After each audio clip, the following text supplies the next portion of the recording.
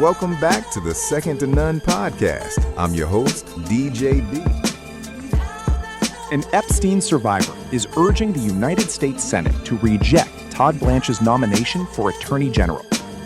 During an emotional statement, survivor Dani Bensky accused the Justice Department of failing crime victims in its handling of the Epstein investigation. She said survivors repeatedly sought a meeting with Blanche, but were never heard before his confirmation hearing. Bensky stressed that survivors are seeking justice, not politics, and called on senators to consider the voices of victims before making their final decision. Here's what she had to say.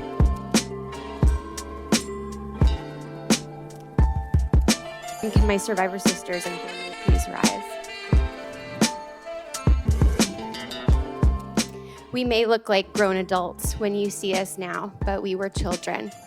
Young girls at the time of our abuse. These are the photos of when our innocence, dreams, and lives were stolen.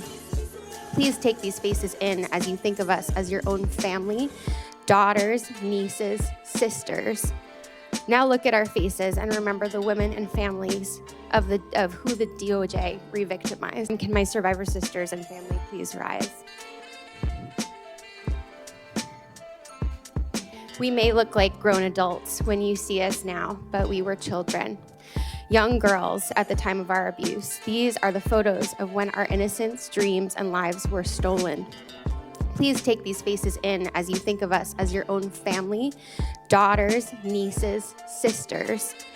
Now look at our faces and remember the women and families of who the DOJ re-victimized. Thank you so much. I'm a teacher. In my school, if a student released a nude photo depicting a peer's sexual assault and abuse, they would almost certainly face expulsion. And yet, this is what our Department of Justice did to crime victims. Today, Todd Blanche has been at the helm of the release of nude images of survivors, the outing of Jane Does, and the exposure of more than 100 victims identifying information and documents describing horrific acts of abuse, including my own. Instead of treating this release as its own violation and holding the man who led it accountable, you have a decision on whether you place him in the highest law enforcement position in this country.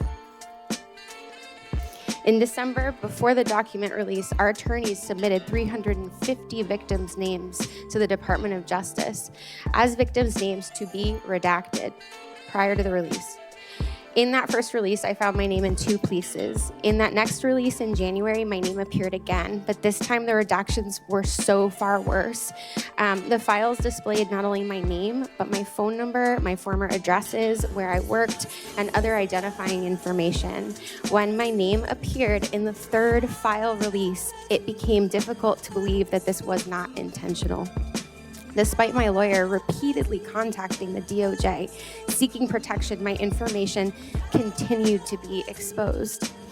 And it's not just my name, it's the identifying information. These documents contain disturbing yet incomplete accounts of my abuse.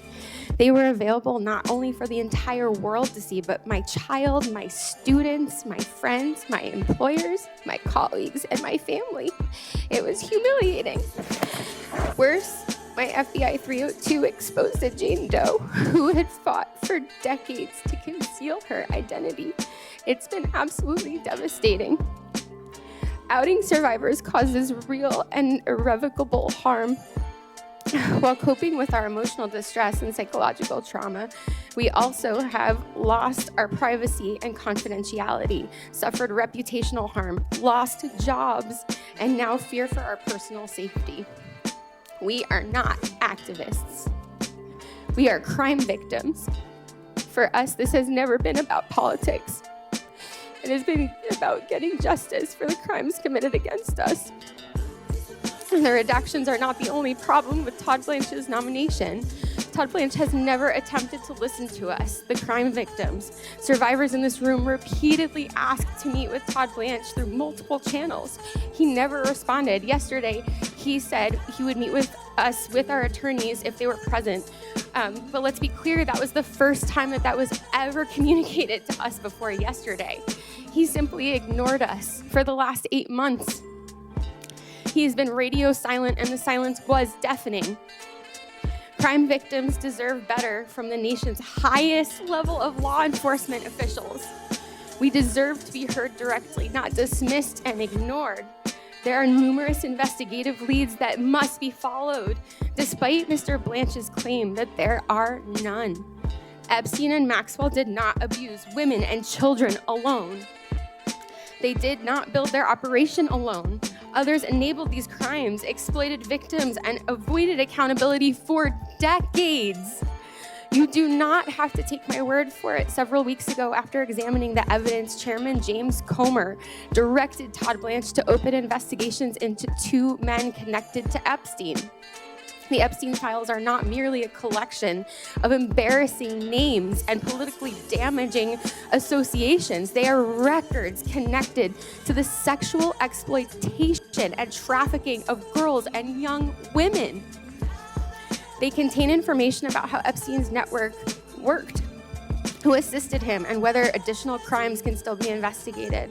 The Department of Justice should pursue every credible lead, not just work tirelessly, not just to shut down the investigations. The survivors in this room know there are investigative leads because they are our stories. Mr. Blanche knows it too, yet he has chosen not to pursue them. Mr. Blanche's actions have destroyed survivors' trust. According to public reporting, Mr. Blanche spent approximately 9 hours meeting with Ghislaine Maxwell. He did not even spend 9 minutes meeting with a survivor. Afterward, Maxwell was transferred to what many have described as a summer camp prison. We learned all of this through the news. Imagine what that feels like as a survivor to sit there if you were exploited by Ghislaine Maxwell and you're hearing this for the first time with no explanation, no outreach, and no transparency from your...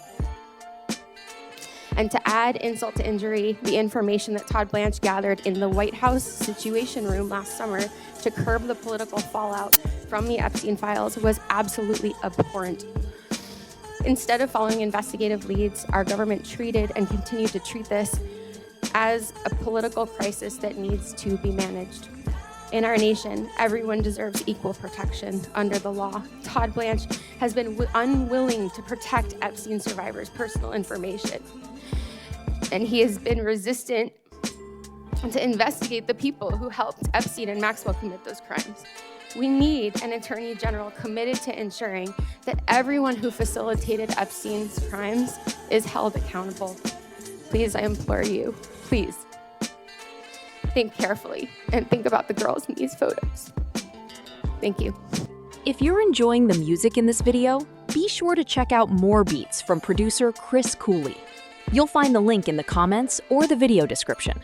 Thanks for watching, and don't forget to like, share, and follow for more content. Planning your next trip? Before you book your flight, hotel, or vacation package, take a moment to compare your travel options. A few extra minutes could help you find the itinerary that fits your schedule and budget. Simply scan the QR code to explore trip.com and start planning your next adventure. Whether it's a family vacation, a weekend getaway, or a business trip, smart travel starts with smart planning.